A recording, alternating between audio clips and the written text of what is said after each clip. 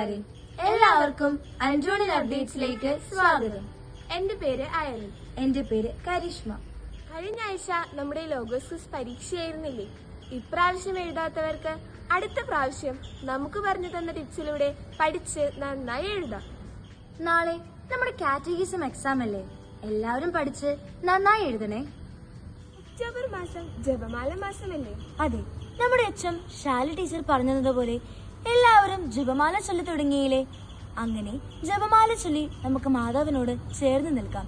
എല്ലാ ദിവസവും പള്ളിയിൽ നടക്കുന്ന ജപമാലയെ നമുക്കൊന്നിച്ച് പങ്കെടുക്കുകയും ചെയ്യാം. മാതാവിനെ കുറിച്ചുള്ള മാതൃപാത എന്ന വീഡിയോ ദിവസവും സ്റ്റാറ്റസ് ഇടാൻ തരുന്നുണ്ട്. അതിലെ എത്ര മനോഹരമായിട്ടാണ് മാതാവിന്റെ വിവിധ നാമങ്ങൾ എങ്ങനെ വന്നതാണെന്നും അവ എന്താണെന്നും പറഞ്ഞ് മനസ്സിലാക്കി തരുന്നത്. അതെല്ലാരും കാണുകയും സ്റ്റാറ്റസ് ഇടുകയും വേണം.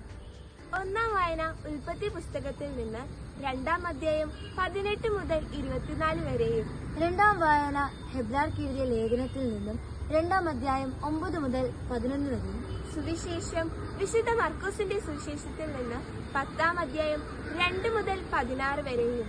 പ്രതിവചന സങ്കീർത്തനം നമ്മുടെ ആയുഷ്കാലം അത്രയും കർത്താവ് നമ്മെ അനുഗ്രഹിക്കട്ടെ. അടുത്ത ആഴ്ചയിലെ അഞ്ജോണിൽ അപ്ഡേറ്റ്സ് രാത്രി 7 മണിക്ക്.